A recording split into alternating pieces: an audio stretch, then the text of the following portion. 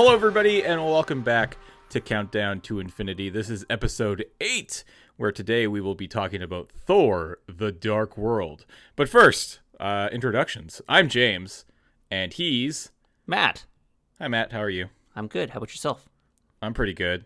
It's the weekend after Black Panther. It's the weekend after the last movie that needs to come out in order for us to A, finish this podcast. Yep. And B, go and see what this has all been working towards, which is, you know, the whole point of the podcast as well, which is Infinity Wars. But, I mean, look, it would be rude for us not to spend at least half a second and just say if we liked Black Panther or not. Really? We're going to give spoilers for the Black Panther episode? Yeah. Well, we got to work on our user retention here, James. We just episode's tease the fact that in only 2.5 months you'll find out whether we liked Black Panther or not. Yeah, I liked it a lot. I also liked it a lot. All right, good. Moving on. Let's talk about Thor: The Dark World. Did you like this movie? I did like this movie. So I this this is movie. So this is. I like this movie too.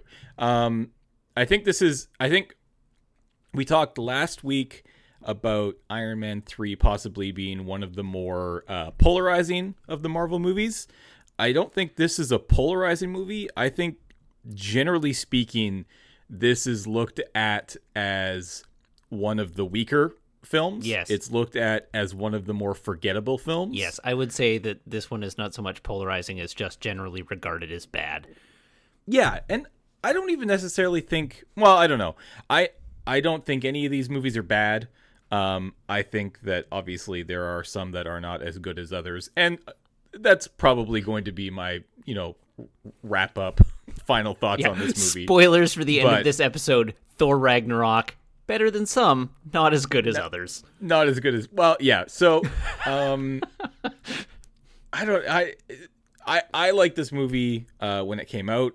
I liked this movie when I watched it last night. I think it's there's a lot of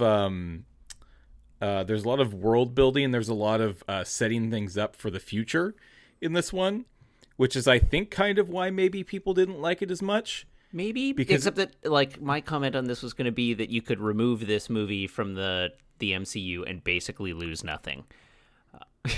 You lose like a 5-minute scene describing what the Infinity Stones are. Yeah, that's fair. I mean, there's some other stuff in there though. Yeah, I mean, there's a little bit of setup for Thor 3. You're not there. There's actually, I was kind of actually impressed. I was kind of, I had forgotten that we actually didn't get payoff for the end of this movie until literally 4 months ago. Yep. That's kind of insane. Yep. Like that's years. This movie came out in 2013. Yeah, 4 years. And we got closure 4 years later, just this last November with Ragnarok, which is kind of insane. 4 years almost to the day, in fact. What I tweeted the other night, and somebody tweeted at me something actually really good, which was, let me find this here. Not every brick in the wall has to be perfect, but it's important that they're all there. Yeah. I kind of feel like that wraps up Thor: The Dark World pretty well. Yes. Although I would go as far as to say that this is not a load-bearing brick. It's not. You could remove this brick and get a nice little window. It's just this tiny 2-inch by 3-inch window. Yeah, that's a pretty lame window. But hey, it's a nice brick. It is a perfectly fine brick. It's a perfectly fine brick. Okay, what was this movie? What happened, Matt? What happened in this movie? So, in this movie, we open the film learning of Odin's father, Bor, and his war with the Dark Elf Malekith, who seeked to essentially eradicate the cosmos through the use of the ether. The ether, it will turn out, is one of the Infinity Stones. And he got beaten. He did not succeed. Bor managed to make off with the ether before Malekith was able to use it, and he locked it in some sort of cave in Asgard somewhere. And yeah, so that's a thing that happened many eons before this movie takes place. Now, in the present day, Thor, he's not king of Asgard. He has not taken over the role. Odin's still kicking around, leading the Asgardians. So Thor is just gallivanting around the Nine Realms. He's trying to restore peace to the universe, and this has kept him from returning to Midgard and hanging out with his bae. And so, I watched this on Friday, and I do not even remember what the inciting incident was. Right. So the what is it called? The like astral alignment of all the planes is going to happen soon, and this alignment is leading to the blurring of the boundaries between the different realms. And on Earth, Natalie Portman, Jane Foster, discovers in London that there's a weird gravitometric anomaly happening that's causing cement trucks to float in midair and portals to appear, as if in the game Portal. And in discovering this, she gets swept off to the cave that contains the ether and is infected with the ether. And then Thor realizes this, and he comes to rescue her and realizes that she's been infected by ether and takes her back to Asgard, where she doesn't get along with Odin very well. And then the Night Elves attack and generally turn the movie into Asgardian Star Wars for a while. And they the Asgardians managed to hold off the attack, but only just. And then this movie's a little convoluted. So they defend, they drive off the Night Elves. Odin says, no, we have to I'm not very good at words tonight. We have to regroup. Thor decides to commit treason. He gathers his team of the Warriors 3, and also goes and gets Loki, who is locked up in the dungeons of Asgard, and decides to go. Essentially, gets him to come along because their mother died in the attack, and he promises Loki revenge for the death of Frigga. And so they travel to Svartalfheim. I want to say it's Svartalfheim. And I think that's right. And get in a fight with Malekith by promising to turn over the ether to him, and they use duplicitous means to trick him into thinking that Loki is giving Thor to him, and then they have a fight. Ultimately, the ether falls into his hands. Loki gets stabbed and dies, and Thor chases Malekith to Earth, and then we get a big fight scene that happens in London, where Malekith is trying to use the ether at the center of the alignment, and or the convergence, that's the word, and Darcy and Jane and Eric Selvig and their intern are all trying to place these pods around London that will weaken the alignment so that ether won't be able to destroy everything. And then Thor shows up and he fights with Malekith, and there's a big knockdown drag out fight in the middle of Greenwich, and they win. Hooray! Spoilers. That's basically it. What did I miss? I missed some things. Well, I mean, the movie doesn't end there. Oh, right, they win. Yeah. And then he comes back to Asgard, and is like, and Odin is like, well, now you're ready to be king, and he's like, no, I don't want to be king. I want to go back to Earth and be with Jane and I'm ready to give up being an Asgardian. And Odin is like, no, don't. That if you're worthy of the hammer, keep the hammer. Go on and do your thing. And that's where the movie ends. But wait. There's more, but we can't talk about it yet. Okay. Yeah, that's the movie. I don't necessarily think it was I don't think it's that convoluted. No, it's not that convoluted. I was just trying to bring it to memory. Yeah, that's fair. It was struggling with it.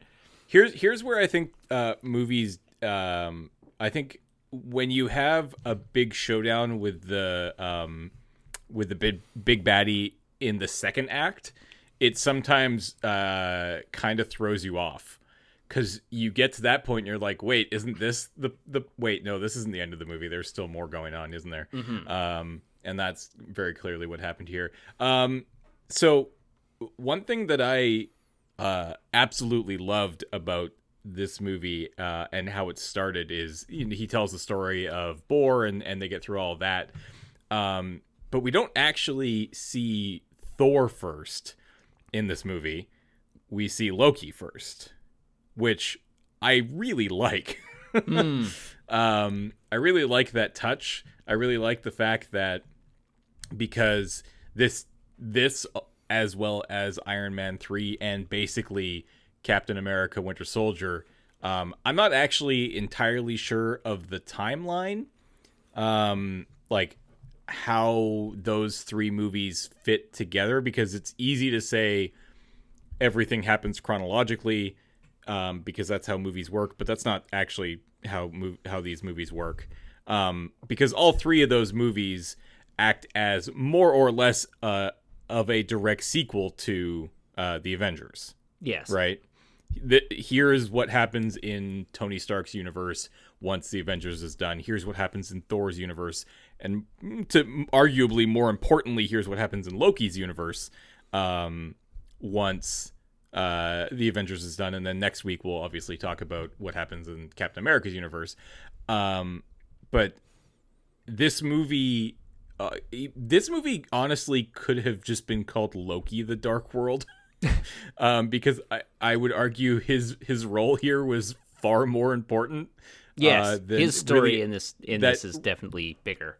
Yeah, than really anything Thor or Jane or any of these other characters were doing. Which is, I think, like, that is what makes this movie enjoyable. If for whatever dumb reason they had been like, at the very beginning, nope, Loki, you go to the dungeon, and then that's it. We don't see him again. This movie would have sucked. Oh yeah. This movie absolutely would have been the thorn in the MCU universe up until this point. Yeah. But it's just as much about what's going on with Loki than it is with Thor. I'm trying to what was the other thing? The thing that really kind of made me just want to jump through my screen and punch Thor in his big dumb face was, and we're just going to talk about the big spoiler here because it's the one thing that kind of annoyed me, was at the end it's revealed that it's not Odin Thor is talking to, it's actually Loki. Yes. He didn't die on the planet, and of course he didn't die on the planet. Of course not. And how dumb stupid is Thor to think that he was dead there? Like, come on. Your entire plan hinged on Loki's ability to do what he does. Yes. Why would you for a second take what happened to Loki at face value there? Yeah. Like, I just don't. You knew he was going to. You said it like 30 times that you knew he was going to betray you. Yeah. Everybody, all your friends were like, if you betray him, I'll kill you. Yes. It's just constantly pushed in your face. Not only that, in the Avengers, Loki says to him, "Are you ever not going to fall for that?"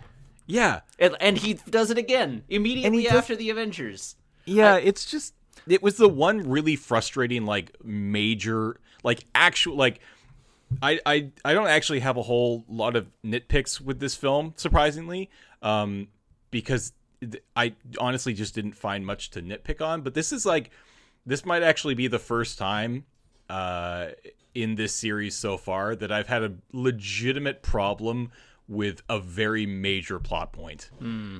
Because this plot point sets up everything. Him being able to trick Thor there means that he was able to get back to Asgard and basically take over, stick Odin away. And we later find out how he did that in Ragnarok. Yeah. But God, this one really annoyed me. I don't actually remember being annoyed at the time, but as watching it last night, I was like, this is almost just unacceptable. Yeah, I on the other hand am willing to forgive it. Mostly because at this point I think it's apparent, because this recurs so much, it's apparent that Loki is basically just a huge blind spot to Thor. Where he wants him to be good and his brother, and like to see the good in him so badly that he just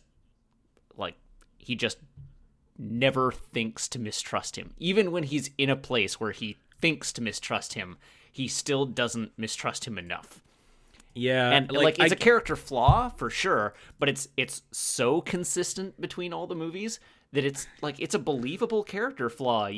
There are some people that you get taken advantage of by again and again, and you still want to believe in them.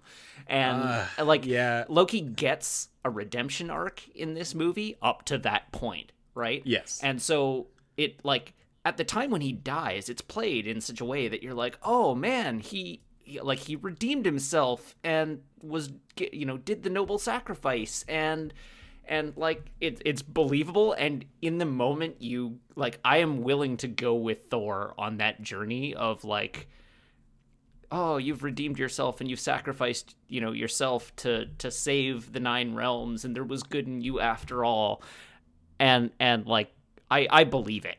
And it doesn't frustrate me because it reads to me as an intentional character flaw, not as a plot hole in the film. Yeah, I definitely absolutely agree with you, but it still pisses me off. Oh yeah, I mean it makes Thor gullible in the extreme. But I don't know, I feel like Thor is gullible in the extreme. I'm willing to take that jump. Sure. That's fair. What else annoyed me? I kind of was a little bummed by how awesome Thor's mom was, and then how quickly they killed her. Yeah. To be clear, I was bummed by how quickly they killed her, and not how by awesome she was. Yeah. I appreciate that they didn't just dump her in a fridge. Yes. They gave her this awesome, unbelievably badass fight scene where she just takes it to Malekith. And then, the cursed breaks in and ruins her day. But she gets a moment to shine, and it's one of the standout scenes in the movie. That scene is awesome. The scene is really good. It might actually, it honestly might be one of the best. Yeah, it might be the best scene in the movie, to be honest. And it was just sad because it's just oh man, now we just don't get this character anymore. Because it was funny. While we were watching it, I was like, it's too bad she dies in a later movie. And Ashley's like, she dies here, and I'm like, damn it, right? Shoot, I forgot about that. Yeah, that's too bad. I like this character and the actress, and boo. Oh well. Yeah. Well, they had to trim their casting budget somewhere, and they were not going to get rid of Anthony Hopkins, so Rene Russo had to go. Yeah, that's fair. What else about this movie? Again, it is a pretty generic, in terms of, I'll tell you this, going to see I'm going to talk about Black Panther a little bit here. Going to see Black Panther on Friday and then turning around and watching this movie last night on Sunday. They've just gotten so much better with the bad guys. Oh yeah. Holy hell. Yeah, Malekith is just a nothing bad guy. He's played to the best of Christopher Eccleston's ability. Yeah. But there's just nothing to work with there. Like he's There's just absolutely like, nothing there. I am an ancient evil dude that was beaten that wants to conquer the universe and was beaten by Odin's father, and now I'm going to conquer the universe again. Yep. Yeah, and I think that's actually the forgettable part for a lot of people. Yeah. Is actually the dark elves in that story there, because it's just really quite underwhelming. I loved the final fight scene where Malekith comes down to Earth. He's got like 4 dark elves at this point. Like The rest of them are all dead. Yeah. And they're basically just running around Benny Hill style, chasing after like Kat Dennings and the little boy. Yeah. And it's just like, okay, whatever, guys, that's fine. But yeah, you get the importance of the Infinity Stone, which is which one? It's you would ask me that. It's the ether. I would have to look it up. I have never been paying close enough attention to line up which stone is which. Like, I'm pretty sure the Tesseract is the Space Stone. Isn't it? I think it's a Reality Stone, right? And then the ether might be the Reality Stone. And then there's the Mind Stone. And the Soul Stone is the one we haven't seen yet. Yeah. And then the... Infinity I cannot Stones. remember what the other one is. So space, mind, reality. Oh, yeah. the Mind Stone. Mind Stone, reality... Space Stone, Reality Stone, Soul Stone. This was the Reality Stone. Okay. This is the red one. Yeah. So this is the ether. So yeah, the only one we haven't seen is the Soul Stone, right? Yeah. Yeah. Presumably very soon. Presumably very soon. Yeah. There's one movie it has to show up in. Maybe it does. Maybe that's the whole thing. Maybe Infinity Wars is just them scrounging around under the couch cushions for the Soul Stone. Thanos just never finds it. Yeah, it's like he just never achieves godhood. He's like, well, I've got this gauntlet and 4 close enough. Yeah, whatever. Just punches people really hard. It's like, nah, it doesn't really have the same effect. What else did I write down? What was your favorite goof? Well, you're moving ahead here because I got a bunch of stuff to talk about still. What do you got beyond the goofs? So nitpick. There's so many good goofs though. Nitpick. Oh, okay. Yeah, let's go nitpick. So my big annoyance in this film is Dr. Selvig. Uh-huh. I hate the fact that they made him go crazy. He had a god in his head. He explained that in one very quick line. Yes, but so did Hawkeye, and Hawkeye didn't go crazy. Hawkeye wasn't as long. Maybe, and he got bonked on the head really hard. But I really don't like it. I liked that character as someone who was sane. And that's fair. His being like literally insane to the point where he's running around Stonehenge naked. It doesn't add anything to the movie. It's like, oh, it's funny because he's crazy. And it just adds nothing to the movie at all. Yep. It's like a huge distraction, and it bothers me a lot. I think they could have done it. I think they could have portrayed him as having been mentally affected more seriously than Hawkeye, for example, because that's a good example. Without him being sort of over the top, running around naked at because the one thing the scene I did actually like was him kind of like going crazy in the chalkboard, and it was that fairly tight shot, and it cuts out and it turns out that he's in a hospital. I like that. I think that would have been fine, and maybe done that somehow in a few other scenes, and not done the running around nude or with his big sticks, the tighty whities because he doesn't like pants anymore. Yeah. It is very. I will agree. It is pretty silly, and kind of stupid, and doesn't add anything to the film. Yeah, and it's not even that funny. No, not really. I mean, okay, that's not true. I kind of did laugh about the pants thing. It did make me chuckle a little bit. Yeah, but it's not. I think it's not funny enough to justify its presence. No, it's not. More And it's I also mean. entirely just based on his performance and execution of the line, and not so much the fact that he wasn't actually wearing pants. Yeah. So And- I agree with you. And like Darcy is way funnier. Like Yes. if you have to have the comic relief character, Yep. we don't need both Darcy and Dr. Selvig. Darcy is plenty funny on her own. Yep. So like, yeah, that bugs me. And then you mentioned so one other thing, the production design of this movie is awesome. Yes. I Awesome. agree with that. I really like that. Like they have taken what was developed in Thor 1, ratcheted it up a notch, and there are little bits and pieces in this movie that you can see were the seeds that they like turned up to 11 for Thor Ragnarok.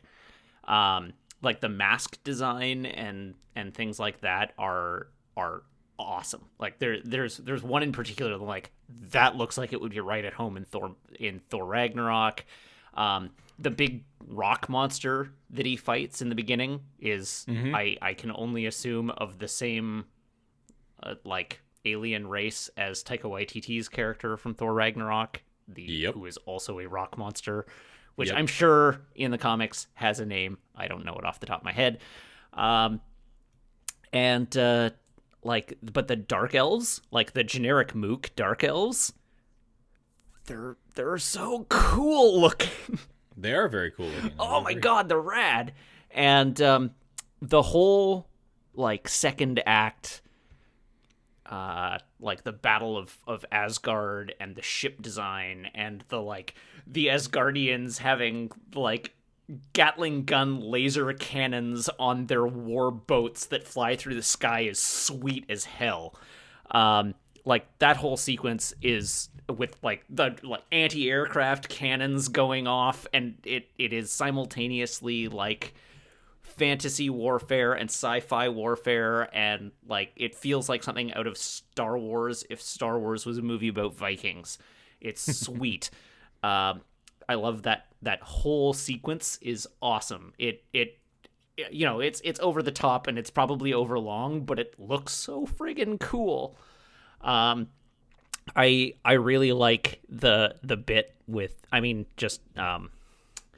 what's his name? Idris Elba's character, Heimdall, is awesome as usual, and his bit where he just like runs along the Rainbow Bridge and leaps off the bridge to just attack one of the ships that's invisible. Yeah, just awesome. Single-handedly takes down an entire ship by himself. Yeah, that he's always just unbelievably stellar in these movies. Yeah, and the Viking funeral scene is actually really touching and beautiful. Like, it's just really pretty, and you get a sense of loss.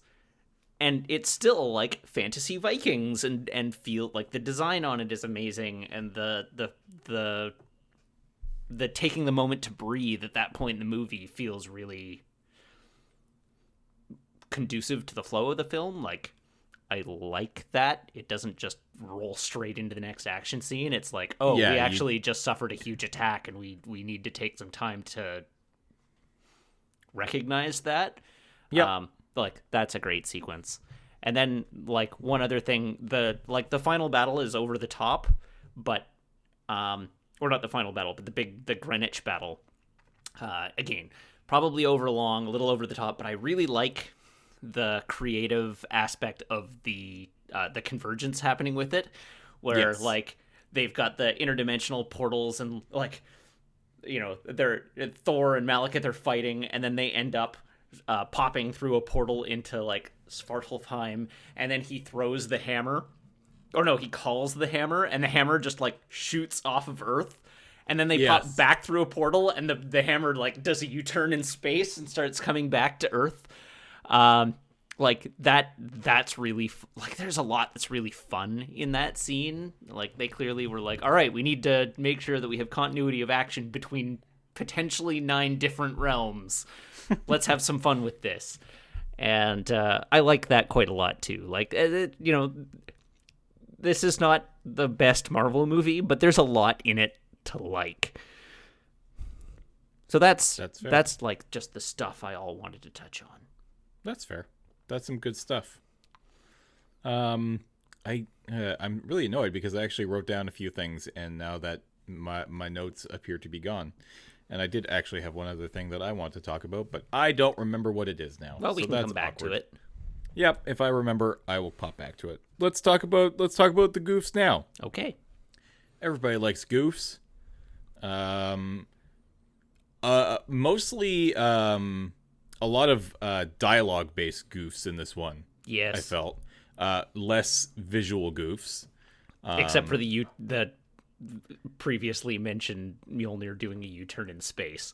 So yeah, Mjolnir doing a turn in space is pretty awesome. I personally, I could probably have done without Thor on the underground. Getting onto the subway and asking how to get to Greenwich. I don't know. That one's kind of cute. Sorry is it's just really kind of cute. Yeah, it's just really stupidly over the like. I'm pretty sure those subways would have stopped running. Okay, like there's an attack on your city. I think the underground is probably going to stop for a moment. But yeah, that one, I like that one. That one, I don't know. For some reason, that one bugged me. Okay. The dialogue I think that one, one's cute. That's fair. The dialogue ones, I can't remember what's her name. Kat Dennings' character, Darcy. Thank you. Darcy yelling out, "It's okay, we're Americans," with her being like, "Is that supposed to make them like us?" That's a great one. That one's really good. How's space? Space is fine. That's a great back and forth. Yeah. Mjolnir. Yeah, just as it flies by in the Greenwich scene. Yeah, was fantastic. The little callback is great. They get into the car after getting back to Earth, and Thor sorry, Thor and Jane get back into the car and sit down, buckle up. So who's Richard?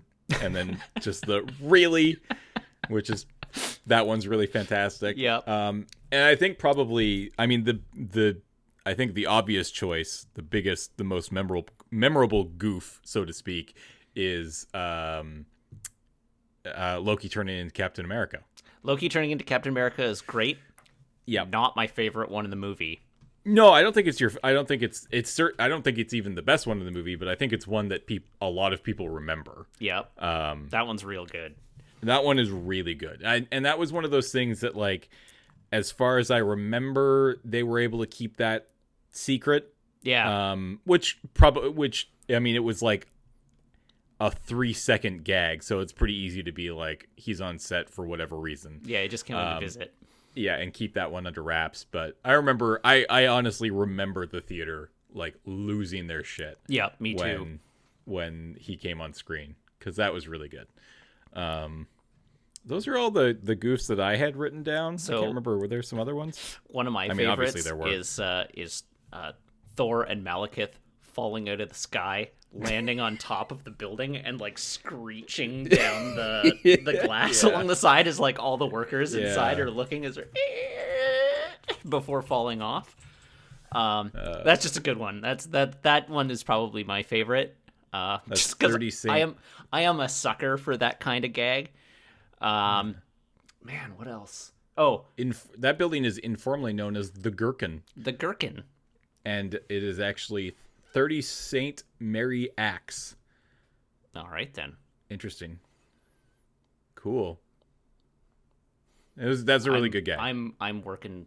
I am trying very hard not to make some sort of workin' or jerkin' pun here, and I'm not gonna be able to avoid it.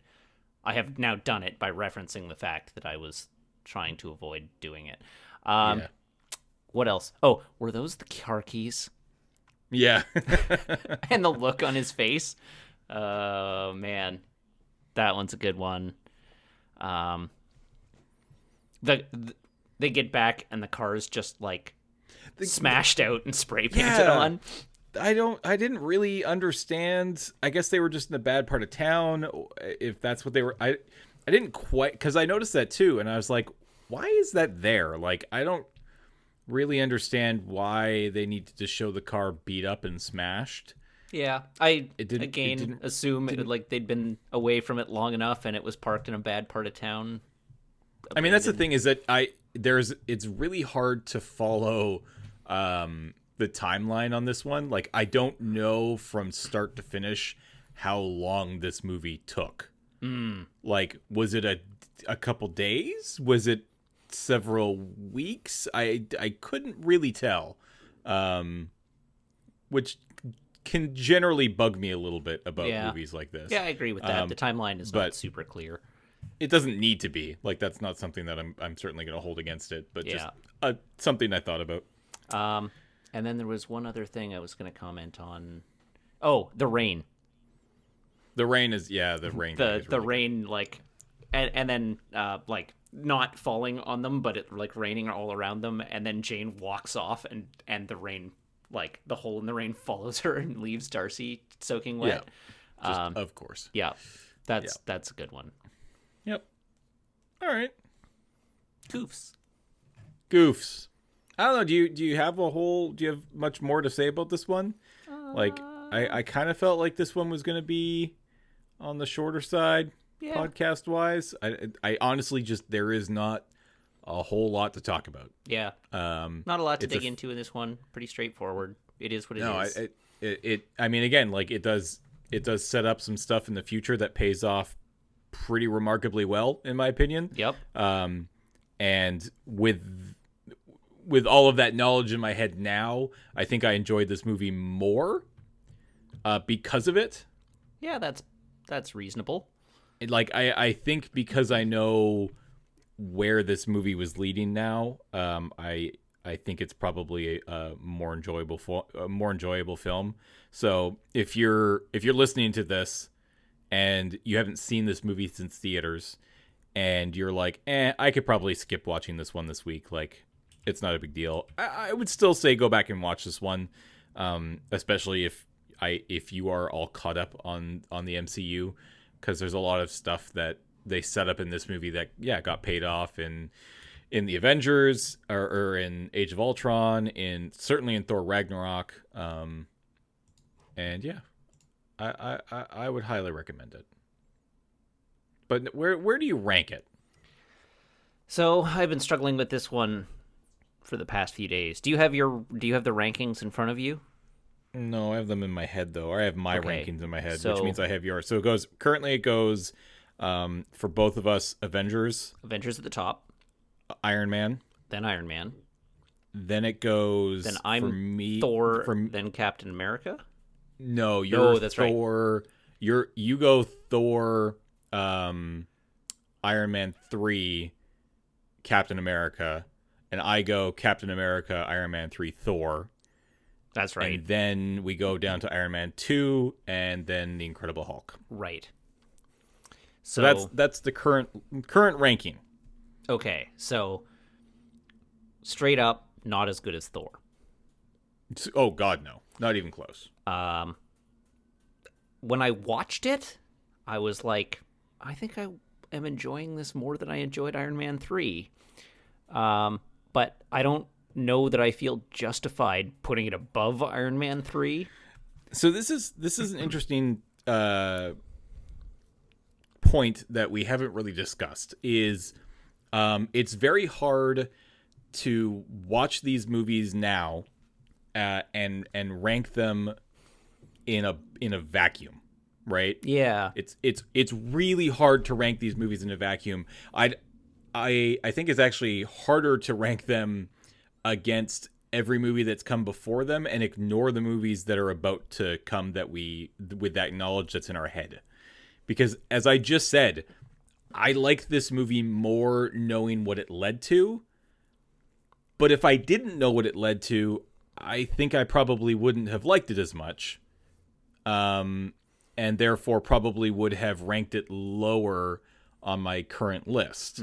So it's like what is our list? Is our list movies ranked in order as we go, trying our best but ultimately probably failing to ignore all of the information that we currently know about everything that's about to happen? Yeah. Or are you able to separate? Because here's the thing, I'm not. No, I'm not. not. Are you able to separate, all of the knowledge that we have that came out of this movie, and rank this with just the movies we've seen already? Because I don't think that's what I've been doing. Yeah, which is tricky. I am definitely not able to separate it from what I know of the universe to come, right? I'm not ranking these in a vacuum. I am trying to rank them sort of based on my enjoyment of them as I watch them. Yeah, and that's how I've been doing it. But it's more how this movie leaves me feeling. Because, I mean, my sort of go-to with any Marvel movie in terms of whether or not I like it is, do I leave the theater smiling? Which I almost always do. In fact, I don't think I have ever left the movie theater from a Marvel movie not just ear to ear, huge smile on my face. I have enjoyed them all thoroughly. Yeah. But now going back, this is just going to get harder and harder, because I also feel like while watching it, I enjoyed it certainly more than Incredible Hulk and Iron Man 2. Yeah. But I don't think I enjoyed it more than the original Thor. So I feel like this movie is just after, for me, after original Thor and just before Iron Man 2. Okay. So here's where the existential crisis comes in for me. Uh-huh. And this is where, this movie has caused me to question my evaluation of the movies to date. And the reason that is that I like Captain America more than this movie. Mm-hmm. But I like this movie more than Iron Man 3. But my ranking has Iron Man 3 above Captain America. Yeah. And so, I mean, that's where this gets hard. Positive feelings around Captain America: The First Avenger, and I don't have the same kind of attachment to Iron Man 3. So now I have to, do I reorder the list? You can't. I'm gonna say you can't reorder it now, but I think what we should say is, in the final episode, after we've seen Infinity Wars, we're allowed to change our list. But maybe only in certain ways. I'm not entirely sure. I like there being a little bit of structure to this, rather than saying after Infinity Wars we can just completely rearrange our list. Maybe we're allowed to make one or two or three small up or down changes.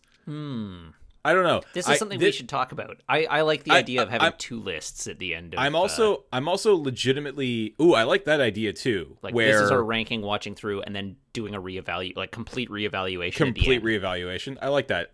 So here's what I'll say. For anybody watching, whether that be at least specifically for the YouTube folks out there, because it's a little bit easier for you to leave comments.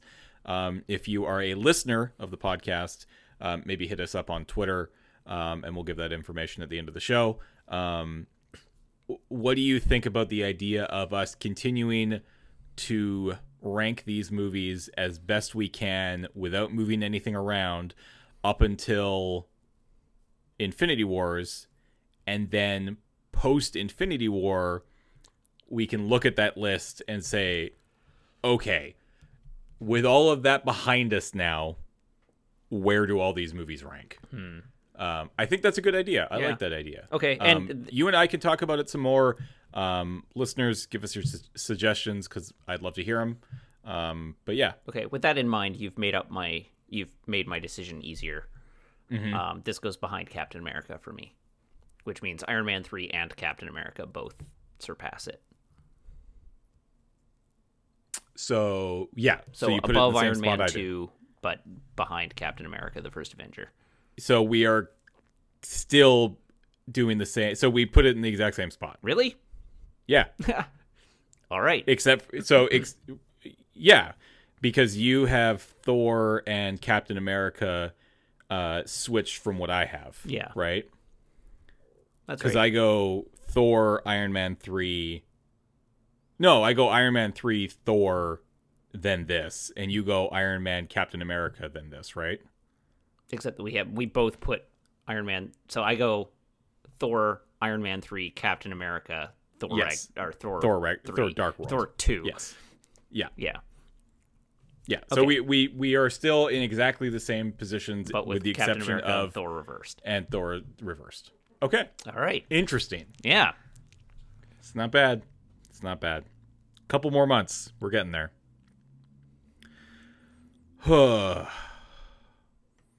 So, Good times. we're done. We've recorded this on Monday, February 19th. I'm going to stop recording this.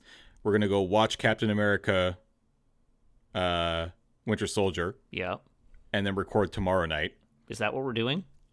That's what we agreed on. Oh, wait. We Yeah, haven't. yeah, We hadn't actually agreed on a second recording time Yeah. because our schedules Tuesday. got shifted. But that is Yeah. what I was planning to do, so it's fine. This is the episode that we were trying to figure out a day for, and we just finally said Monday night. Yeah. Well, it was just because So- like our Tuesday episode last week got bumped, and then this Yeah, one whose got fault was bumped. that? Was my fault, and then this one got bumped slightly, and so I assumed that we were also bumping the next one. No. But it's fine because No. I was planning to watch Captain America 2 tonight anyhow. Yeah. So the reason that we're doing that, by the way, is because Matt moves next week and wants to have the week more or less free to move, which is totally fair. But it is a lot of Marvel because I watched. You're doing that's three in 3 nights for you, right? Yeah, because I saw Black Panther last night. Oh no, Yeah. not in 3 nights. Because I watched Thor: The Dark World on Friday. Didn't watch one on okay. Saturday. Watched Black Panther on Sunday. Now I'll watch Captain America on tonight, being Monday. Tonight. Yeah. And but still 4 Marvel movies in a weekend, basically. It's a lot of Marvel movies. They're all real Or good. a I'm week, really I excited. Captain America, Winter Soldier. I'm looking forward to I'm- it. It's one of my literal all-time favorite movies. So Mm-hmm. I'm pretty excited to see. It's been a while since I watched it. I'm really excited to peep it again. Yep. But that's for next week. So you can stay tuned for that. Let's wrap this thing up. Sure. Appreciate everybody listening. Y'all are awesome. Thank you for continuing to support the podcast. It's been a lot of fun so far. A lot of movies left to go. If you want to support us, we would really appreciate that. It's over on patreon.com/LoadingReadyRun. It is because of your support over there that myself and Matt are able to spend a few hours every week watching Marvel movies and talking about them with each other and you guys. So that's really awesome. Patreon.com/LoadingReadyRun. You can follow myself and Matt over on Twitter. We are both our names _LRR. Links in the description below or in the show notes. So yeah, if you have any Marvel questions or opinions, or you want to give us some ideas about, the future list thing, that's a great place to hit us up. If you don't want to do the whole YouTube thing, which is fair. If you are listening on YouTube, make sure to, hit that like button and share and subscribe. And oh God, you just feel gross saying that. Like, share Share and and subscribe. Anyways, you can catch everything else that we do over on LoadingReadyRun.com. Matt's got a YouTube channel. I do. Links below. Matt's got a Twitch channel. I Links do. below. The Twitch channel is a little bit easier to find. Yeah. Because it's just twitch.tv/ is it just Matt Matt_LRR? Yeah. Yeah. Yeah. I have to apologize. I have been negligent in updating my YouTube channel. I am now 3 episodes behind on my movie vlog, so I'm going to try and get that fixed. But February's been a busy month, so I'll try and catch up when I have the chance. Okay, that's fair. I've been seeing the movies. I just haven't been recording the vlogs, so I have some work to do. What 3 movies are you behind on? The 3 movies I'm behind on are Phantom Thread, which I saw Okay. 2 weeks ago. Uh-huh. Here's the short version of my movie vlog. Phantom Thread, I didn't like it. And then I recorded the Ladybird episode, so that one was pre-Phantom Thread. Then I saw Darkest Hour, which I liked. It was fine. Okay. And then I saw Black Panther this week. You can't do Black Panther? I'm not going to do... It's not going to be Black Panther like this. I just have to do a vlog about the fact that I saw Black Panther. Initial reactions is all it is. I don't know, So, man. spoilers, if you want my cheating. initial reactions to Black Panther, check out my YouTube channel, and maybe someday in the future I will continue doing my vlogs, and you'll get to find out. All right. Well, there you go. Okay. That's going to do it for this week. Matt, good luck with your move. Thank you. Which I guess I'll actually say in the next episode anyways. Yes, because you'll see me, hear me I'll talk to you then, before that. Whereas our listeners will not. That's fair. But technically this show comes out before and the next show comes out after it, right? Technically this show comes out the day after I move, because I move on Saturday and this goes live on Sunday, provided somebody gets it uploaded on time. Hey, man, look, Dropbox messed up and things were broken and I couldn't get back to the office. Deal with it. It's up now. Yeah, it is. I know. I can see it. I'm looking at it right now, Yeesh. actually. All right. I'm going to say goodbye now. Okay. Goodbye. All right, we're back. Oh, you didn't even drag that one out. Nope, not at all this time. Although, to be honest, maybe I should have. The mid-credit scene in this movie, this is a big one. Yeah. This is Volstagg and Sif paying a little visit to the Collector, who will make several more appearances in the MCU and in much bigger roles, with them taking the ether. Ether or aether? Ether. How did they pronounce the ether. it? Ether. Yeah. Taking the ether to the Collector so that they don't have in their possession 2 Infinity Stones, which makes sense. Yep. And he sort of very sinister is like, 1 down, 4 to go. And so that's like the big Guardians of the Galaxy setup. Yeah, we get the first glimpse of what the aesthetic of Guardians is going to look like. Yeah, because that's like 3 movies from now, right? Because we've got Captain America Civil War next. What? No, then it's Winter Soldier next. Winter Soldier next. Then it's the next Avengers movie. No. Or is it? It's Guardians of the Galaxy next. Then it's Guardians of the Galaxy. Yeah. Then it's Avengers. Then it's Ant-Man. Yeah. But this one is the big sort of setup for Guardians. Yeah. What's his name? Who's playing the Collector again? Oh, you would ask me. It's Benicio del Toro. That's right. Yeah. Who's pretty fantastic, to be honest. I remember what I wanted to talk about. Oh, okay. Chris O'Dowd. I love that guy. Chris O'Dowd, who plays Richard. Oh, yes. Yeah. I even said the Richard thing, and for some reason that didn't trigger my brain to be like, that's what you wanted to talk about, dummy. All right, we're rewinding back into the body of the episode here. Not really. I just wanted to say how much I love that guy. I think he's just fantastic. He's such a great actor. He's in so many really great movies. I still don't feel like I've seen him in like a full-on like leading role, and I just want to see that. He was recently in the new Cloverfield movie. Yes, and he was one of the better parts of the new Cloverfield movie. He was the best part of the new Cloverfield despite movie. Not even remotely believably playing the Italian member of the crew. Yeah, but just he was so good in that. He was unbelievably great in Bridesmaids several years ago. Oh, yeah. And he's just been in a handful of other movies as sort of this supporting character, doofy guy. And he plays it really well. And I just wanted to give some love to Chris O'Dowd because I'm just a big fan. I think he's awesome. That's literally all I wanted to talk about. Let's get back to this post-credit scene. There's not much else to say about it. Yeah, we get a glimpse at the aesthetic of Guardians of the Galaxy. We get some teasing about the collecting of the Infinity Stones. We get a feel for the future of the Marvel Cosmic Universe, and that's sweet. Yeah. Yeah, exactly. Yeah. All right. And that's Cool, it. cool. That's all there was in this movie. Yep. We're absolutely 100% done.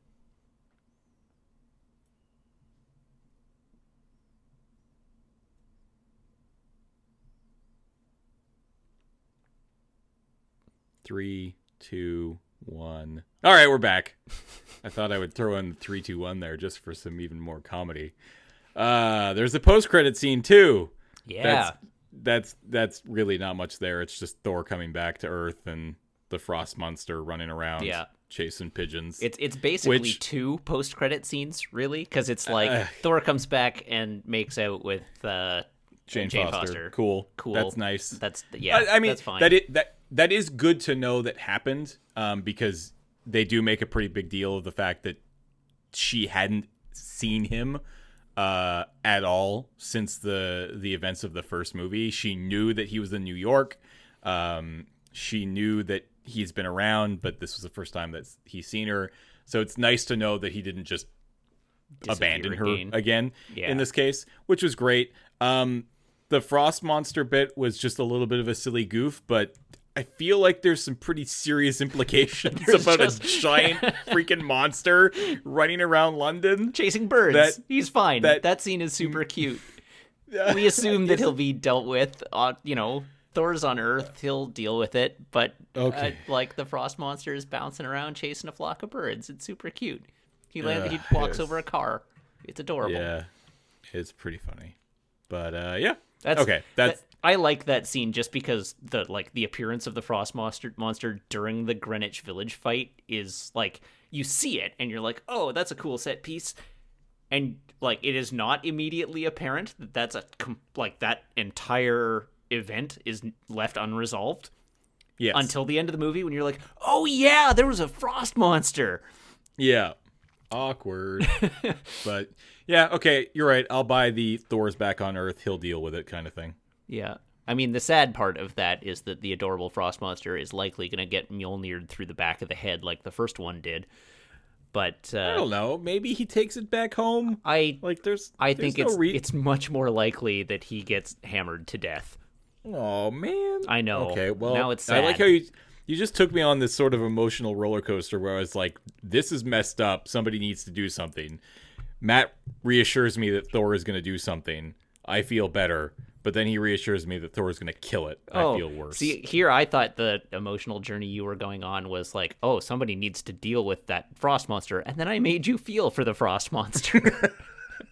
And now you feel sad for the death of the frost monster. But no, in fact, you were taken on a slightly different emotional journey than that. Yeah, just a little bit. All right. That's actually legitimately going to do it. One of these days, one of these movies is going to have 3, and I'm going to have a lot of fun with that. Well, Guardians of the Galaxy has 5. 2. Guardians of the Galaxy 2 has 5. It doesn't have 5. Yes, it does. What? It has 5 post-credit scenes. Well, mid-credit scenes. I don't Guardians of the Galaxy 2 has 5. I remember it being 3, and I was just kind 5. of like, okay, I believe you. That's going to be a long episode. 20 minutes of post-credit scenes. I mean, we're already at almost 10. Yeah, buckle in. All right, that's actually it. We'll talk to you next week. Have a good one.